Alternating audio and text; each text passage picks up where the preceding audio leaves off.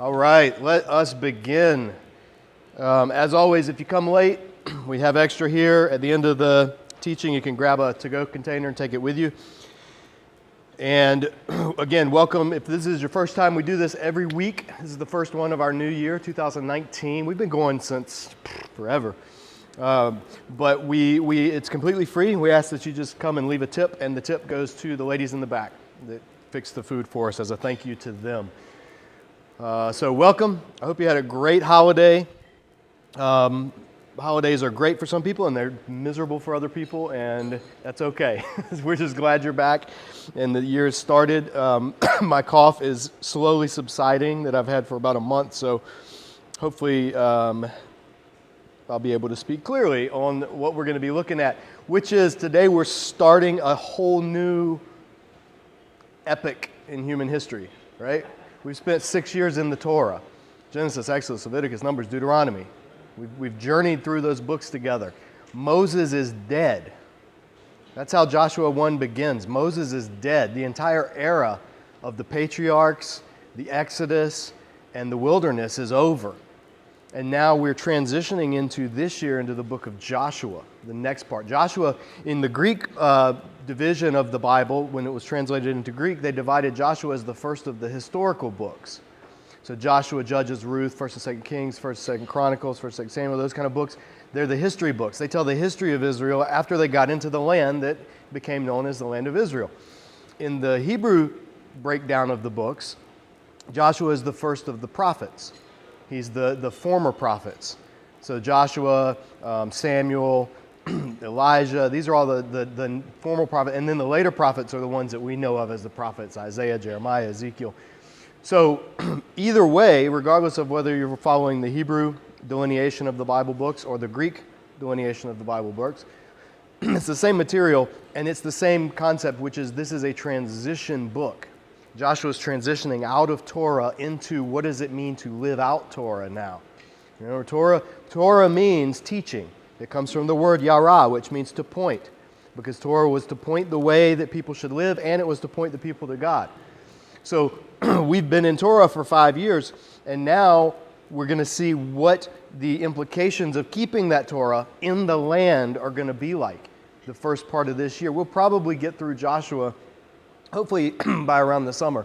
We'll be done with the book. It's a shorter book. It's only 24 chapters, I think, and some of those chapters are lists, and so we will be able to go through those at a quicker pace.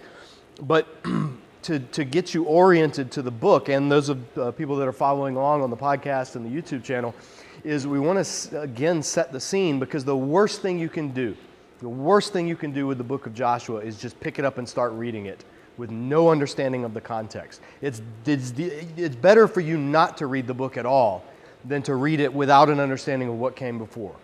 That's just straight up truth. Yeah, all Scripture is God-breathed and useful. Yes, but all Scripture in context. And if you take Joshua out of its historical context and its specific time period in history, then you end up doing a lot of what I call theological malpractice. And you start enlisting Joshua on your side of whatever crusade you happen to want to launch. And people have done it all throughout history, and it's an abuse of the book. Joshua is a challenging book. Joshua is not on a lot of greeting cards. You don't see it on a lot of birthday well wishes. It's not a precious moments book.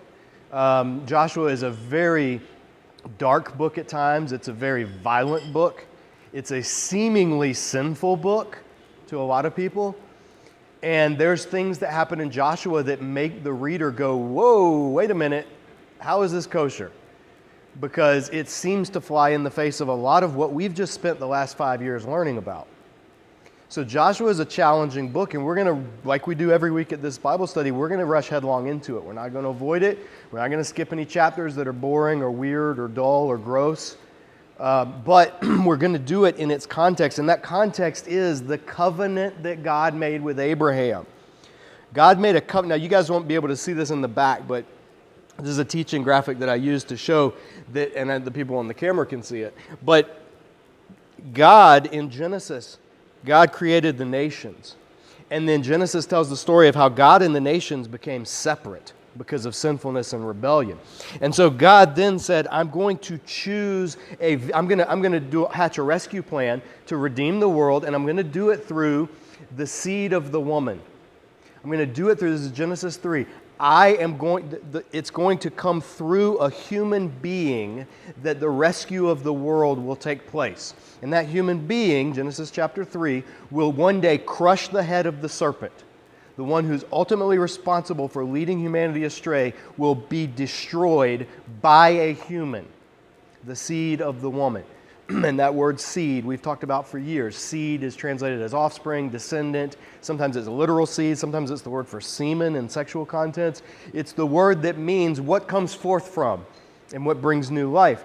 And so the seed of the woman, singular, seed, it's a collective singular word like our word sheep or fish. Seed of the woman will be the means by which the world is saved. So then Genesis moves along, chapter 3 goes on. Then you get to Genesis chapter 12, and God says, now, I'm going to, in this ongoing means of rescuing, reaching the nations, I'm going to call a specific seed of the woman. And his name is Abram. And he's a pagan Babylonian living outside of the promised land, which doesn't even exist at this point. And God calls this guy Abram. We saw that's the beginning of the Bible, Genesis 12. Everything up to Genesis 12 is the preface. Remember, think of Lord of the Rings and the whole voiceover at the beginning, and then you get the title sequence about 12 minutes into it. Well, that's what Genesis 1 through 11 is. Genesis 12 then starts the Bible story. And that's the story of Abram, exalted father, Avram. And he gets a name change through his relationship with God to Avraham, father of many. Because God says, you're going to be the father of many nations, and you're going to be the means by which I bring the nations back to me. And so Genesis 12 culminates with that promise in the first few verses. In you, all the nations of the earth will be blessed. So then it moves along. Genesis 15 comes along, and God says, now here's how I'm going to do it. I'm going to do it through your biological offspring, the offspring of you and your wife Sarai. And the kicker is you're both in your 90s now, so there's no way that this can be a natural thing. And God does it miraculously, and that child that's born is Isaac. And God says, and it's through your offspring Isaac that this blessing plan is going to carry forward. And then Isaac grows older, same thing. He has two sons, Jacob and Esau. And God says, yeah, the older one, Esau, I'm going to take care of him. I don't hate Esau. I'm going to take care of him. But the younger one is who the blessing is going to flow through. This plan, this chosenness, chosen to rescue the world, chosen to bring forth God's blessing. That's what chosen means. Not favored more than others, but given a purpose that is specific and unique. And so God chooses sovereignly the second son, Jacob. And he has an encounter later in the book of Genesis where he gets his name changed from heel grabber, sneaky taker, grabs what doesn't belong to him. That's what Yaakov means, Jacob. So if you name your kid Jacob, you're not giving him a great name. Just heads up. And James is the English version of Jacob, so I'm speaking to myself here. But rather, he changes his name to Yisrael, struggles with God, strives with God. And it's through this identification, this key moment. Go back to the Genesis passage on the video or the podcast if you want to see that. But his entire identity changes, and he becomes, for the first time, Israel. His 12 sons become the heads of what would become the tribes of Israel. And the book of Genesis ends with all that family, 70 or 72 of them, going down to Egypt because of a famine, going down as political or as ecological or economical refugees down into Egypt and remaining in Egypt. And then between the page of Genesis and Exodus, there's 400 years of nothing, complete silence. And then you turn the page to Exodus, and now Israel has become a massive amount of people in the tens of thousands, hundreds of thousands. Some people say millions. And we talked about the problem with the numbers and calculating the population back during that series. But the point is, it's a lot. It's numerous. It's way more than 70 people. To the point that the Pharaoh of Egypt decides, I'm going to enslave and I'm going to do population control through ethnic cleansing. And so there's a genocidal plot against all of the male Hebrew children. And God miraculously calls one of them, and his name is Moses. And he says, now, you're going to be the one who leads my people out of this, back to the land that I promised your ancestor, Abram. And you're going to be the people, Israel, in the land. And that's the promise God made back in Genesis 15. So Israel, because of Exodus, Moses leads the people out, and we've spent the last few years seeing that, leads them into the desert. They meet God face to face on God's mountain, Mount Sinai. They go up, they experience Him, they make the covenant with God at Mount Sinai. And the covenant then becomes, hey, this is the formal, legal, national charter by which you as a people will live in a specific land. And if you do that and do what I'm commanding you in this covenant, then I will bless you and I will make sure that you are the means by which the nations come to knowledge of me. I will bless you. You'll be the highest. I'll exalt you. The nations will come streaming. They'll be bringing their gifts. They'll be worshiping me. It'll be amazing if you keep my covenant. And the first generation breaks the covenant. While the covenant's being written, after they've agreed, okay, we'll keep it, then as the stipulations are being given, they're down at the bottom of the mountain worshiping idols, breaking the very first commandment. So that generation, God said, He puts up with it for about a year, and He said, that's it, you're done. You're done. After your rebellion, when they decide to rebel against this entire plan to the point of no return, God says, you're done. You as a people are going to die in the desert, and your children, the next generation, will pick up where we left off, and they will be the inheritors of this promise. So the people of Israel are secure. They remain. They cannot be destroyed. They cannot be overrun. They cannot be wiped out. But every individual Israelite has to decide whether he's going to be part of that story or going to reject it and go into destruction. And so that's the choice that God gives His people under this covenant. So the next generation then is the generation that we're going to read about in Joshua. They're the generation that they were assembled as little children. Some of them weren't even born yet. They were born in that 40-year period of wandering in the wilderness. But they've now grown up, and they're ready to go into the land and do what originally should have been done under Moses, which is go into the land and take the land. Okay? So now, why the land and why the warfare? That's the question. This is what people frequently miss when they start to study Joshua. All the way back in Genesis 15, when God first made the promise to Abram, I'm going to give your offspring this land in 400 years. It's going to be long after you're dead. They're going to come in and they're going to possess this land that you're standing on as an immigrant, alien, sojourner right now. That's the promise. Why couldn't God just give them the land then? God makes a key statement in Genesis 15. He says, I'll bring them back in that generation, for the sin of the Amorites has not yet reached its full measure. That phrase is Genesis chapter 15. You can go look this up later. You can't read Joshua without Genesis 15 in the background. That's the danger. What God's saying is by the time your people, your family, has become a great nation and is ready to inherit this land, that will just so happen to be the time, because I'm God and I can arrange coincidences, that will just so happen to be the time when the current residents of this land, for the most part, not every single one of them, there are always exceptions, and we're going to meet some of those exceptions as we go through the book of Joshua.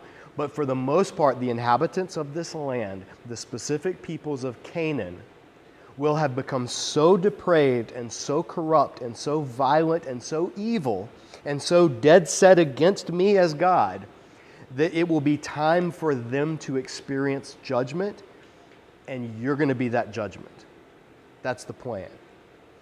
The kicker is God tells Israel, while that's the plan, hey, and guess what? When you get in the land, if you go the way of the Canaanites, and if you do the things the Canaanites did, and if you bow down to the gods the Canaanites worshipped, if you break the covenant, you will become a Canaanite. And I will treat you as the Canaanites. And another people from far away will come in and drive you out of the land. And He promises that at the end of the book of Deuteronomy, chapters 27, 28, where we looked at just last year. So the people know in advance they're going into the land. They're going in the land as God's army. Remember, they left Egypt as what? A mixed multitude of slaves. Mostly Hebrew, but some Egyptian, some Kenizzites like Caleb, not an Israelite. Just a mixed group of people that came out of Egypt after 400 years of slavery, longer than we've been around as a country.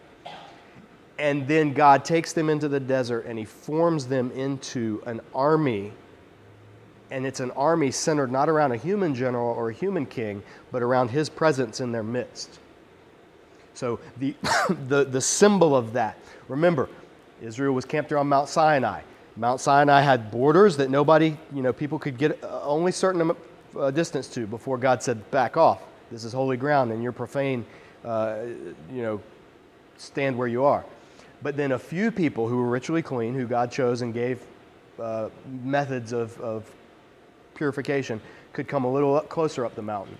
And then of those, the leaders could come up a little higher. And then of those, Moses himself, who was the high priestly presence, and then eventually that would go to Aaron, could go to the very top and be with God face to face in the center of it all. So then what God does is he takes that concentric structure of holiness with him residing at Mount Sinai, and he smashes it down. And it becomes the tabernacle. It's like the tabernacle is take Mount Sinai and just collapse it down, and you get these concentric rings of holiness. So you have an outer court, and that's the boundary that the people can't come through. The Levites are camped around that to keep the people from getting too close to God on their own terms. And then you have the inner court, and then that's where the sacrifices happen and the purification takes place. And then you have the holy place, and that's where only the certain priests can go to perform rituals in God's presence. And then you have the Holy of Holies right in the middle, and that's the mountaintop of Sinai. Only the high priest can go in there, only once a year. And what's in there? The Ark of the Covenant. The Ark of the Covenant is God's throne. It has two angels that's wings are facing each other. If you saw Indiana Jones, yeah, that's a good representation, the Ark of the Covenant. It doesn't melt faces that we know of, but it's like that. And the Ark of the Covenant, the cherubim, God's throne, God dwells above them. He is enthroned above the heavenly beings, meaning he is enthroned over all creation.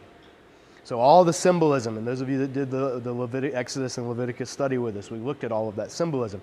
But that is so the Ark of the Covenant, it's not just a magical box. We know it's not a magical box because later it gets captured by the Philistines and it gets put in a guy's house. And that guy actually gets blessed, but then sometimes people that touch it die, but then other times they don't. It's not a magical box. The Ark of the Covenant is the symbolic theological presence of God in the midst of his covenant people. And if his covenant people are living, if they are keeping the covenant, if they are living faithfully under Torah, then that ark is God's presence in their midst, guaranteeing victory in any conflict that they face. That's the promise God made. Why? Because he's the great suzerain. Remember Deuteronomy, a whole year we've looked at this. He is the great suzerain king. Israel is his faithful vassal. If you pledge yourself to a suzerain, to a king as his loyal serving vassal, that king is covenant bound to protect you from bigger, stronger enemies that would try to hurt you. That's what a suzerain-vassal relationship is. And God is Israel's suzerain. Israel is his vassal. The only question that the book of Joshua raises is, will they be faithful vassals or will they be unfaithful vassals? And so all of this is swirling in the background of when reading Joshua. And what we're seeing is God at a specific point in history culminating the promises he's made to a specific line within the seed of the woman, humanity, a specific family within that, Abram, his seed, his offspring, bringing them as a nation into the specific land where he first made his appearance or made his promise to Abram, so that then in that land, living as faithful covenant people, all of the nations of the world will be drawn to or will see Israel and their relationship with God and be drawn to that same God. We want to know, who is this God who's sovereign over the heavens and the earth? Remember, Israel's surrounded by polytheists, and deities in polytheism are tribal and territorial. So the God of Midianites is pretty strong in Midian. He's useless in Assyria. That's what made these empires that arose so great, is because they would conquer other nations and then say, it's because our gods are better than your gods that we're able to conquer you, so start worshiping our gods after we've conquered you. That's how it worked.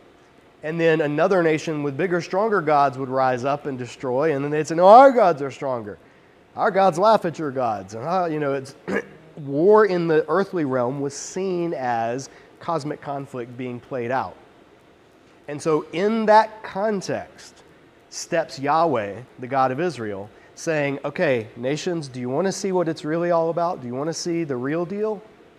I'm going to take a rabble of slaves from a mixed group ethnic makeup, mostly Hebrews, but a lot not, and I'm going to lead them, I'm going to overthrow the most powerful nation that has ever existed up until this point in history, Egypt, and I'm going to do it without any of these people raising a hand. Well, I guess Moses raised his hands, but other than that, raising a weapon, I'm going to completely cripple and bring to its knees this supposed God King Pharaoh who claims to be divine, and I'm going to do it in order to bring out my firstborn son, Israel, my people, and to show the power that I, as the covenant God, have over all the other gods of the earth and all the other ways that humanity have multiplied seeking the divine. And then bringing them, and all of this is going to be done by God's sovereign hand. The reason it's going to be a testament is because all Israel is going to have to do is be faithful to the covenant. Live the covenant as we saw. No other gods before me, no graven images. Honor your father and mother. Not kill, not steal. If you see somebody in need, help them. Somebody's animal is even in need, help the animal. If you build a house, put railings around it so somebody doesn't fall off and die. Be a responsible society. When you're gleaning your fields, leave the edge for the poor and the widow. Don't be, super greedy. Like all of these things that all of Leviticus, Exodus and Leviticus and Deuteronomy legislated, if Israel just does that, God says, I take care of the fighting. I take care of the battles. You can even tell your soldiers, hey, if you're newly married, go home. You don't have to serve. Go enjoy your wife. Start a family. Be in the land. If you just built a house, you just planted a vineyard, go take care of that. That stuff's more important than you having to be in God's army. Why? Because you're not needed. God's doing the fighting. And then he caps it off. This was back in Numbers. He says, or if you're just scared. If you're just scared to fight this battle, go home. God doesn't need you to win. He is the one doing the fighting because Yahweh is our God. Yahweh is a warrior. And that's the image that comes from the book of Joshua. So because of that then, Joshua is going to have a lot of warring. There's going to be a lot of fighting. It is a military. Joshua, just like Deuteronomy was an ancient Near East covenant suzerainty treaty, we saw structurally that's what it is. The genre of Joshua has much in common with ancient Near East battle accounts and specifically land grants. When a king would win a battle against another king, he would grant certain territories to his people. And it was a land grant document. And Joshua, especially the later chapters that we're going to get to that are going to really, really test your ability to stay focused, those are a land grant format. And the accounts in the battles of Joshua, it's going to use stock ancient Near East imagery and phrases to describe total victory in exalted and hyperbolic terms. So you're going to have things like, this city was completely destroyed, we left alive nothing that breathes. And then a few chapters later, you'll hear, now the inhabitants of this city who remained, don't intermarry with them, And it's like, well, wait a minute, which is it? Well, it's both. It's a rhetorical, it's just like the example I use, because we got a lot of Panthers fans in here, all right? So, or I'll be, since I enjoyed seeing Alabama go down because they are Satan incarnate, I will say, sorry any Bama fans, no, Clemson destroyed Alabama in the national championship. Clemson destroyed Alabama. Now, does that mean that the city of Clemson destroyed the state of Alabama? No. Does it mean anybody actually got destroyed? No. What does it mean? It means they beat them really bad in football. I know that. You know that. We all share the same language and culture. We know that. If you like pro football, the Panthers, when they win a game, the Panthers routed the Buccaneers, okay? Routed. That's a battle term. That's a military. Nobody got routed. Nobody got, it was a football game. We're describing it, but we use hyperbolic, exaggerated imagery for rhetorical effect. And if somebody were to go, no, actually you're stupid and you don't know your history. The Panthers didn't really destroy anybody. They didn't kill anybody. The quarterback didn't get, beat down or any of these terms you use. You would look at him and go, well, you clearly don't understand sports writing because this is how we speak of these events. Same thing with Joshua. When higher critics come in and go, this is unhistorical material because Joshua clearly didn't destroy everyone who lives in this city because we have evidence that people remain. Well, you're missing how it's described. It's intentionally using hyperbole. It's intentionally using exaggerated language. Not to mislead, not because it's unhistorical, not because it's not trustworthy, but because it's a human document written in human language between humans describing events that happen among humans. That's the method by which God speaks the book of Joshua. So when you're reading that, you have to keep that in mind. Otherwise, you're going to do what a number of critics have done. You go, Joshua is this awful text of a ethnocentric, egocentric, arbitrary, vicious God who has no regard for human life, who's, doesn't even spare women and children. And it's like, well, no. We've seen from Genesis on how that's not the case. Remember Sodom and Gomorrah? God was going to destroy an entire area because of the wickedness. And God appeared to Abraham solely to let Abraham barter him down and to say, hey, if there's just 10 faithful people in this entire region of awful evil, I'll spare the entire region and I will hold off judging an entire corrupt civilization for the sake of 10 righteous people. That's massive. That's the heart of God. So when we do come to passages where God does finally destroy or command to be destroyed certain areas or certain cities or certain people groups or their religious practices, then we, as the reader who've been following along through Genesis, we realize the God of Abraham, Yahweh, merciful and compassionate, slow to anger, abounding in love, showing chesed, kindness to the thousands generations, has finally reached his limit. And so we have a choice to make at that point. We can say, well, we know better than God, and there must have been innocent people, and God's wrong for killing, doing this judgment. Or we can go, well, if God is the one who doesn't desire that anyone should perish, and God's also the one who gave the command that this people group's time is up and they are going to perish, we can probably trust that the judge of all the earth will do what's right. And we don't have to explain it. We don't have to like it. We certainly don't emulate it. We just say, Lord, you're God, we're not. You're the author of all creation, and you know the heart and the mind of every single person in every single village, in every single human settlement throughout all time. So we're just going to trust you on this one, even if we're a little unnerved by it. And that's a perfectly valid approach when we come to passages in the Old Testament that make us recoil. They should make us recoil. Don't be like the people that read Joshua and go, yeah, get them, kill those Canaanites. God himself doesn't delight in the death of the wicked. He says it. Ezekiel 18, Ezekiel 33. God says, I take no pleasure in the death of the wicked. Got a whole book of the Bible named after a guy who wanted to see a people group burn. And God said, no, I want him to repent. And he used a fish and a worm, and we get the book of Jonah.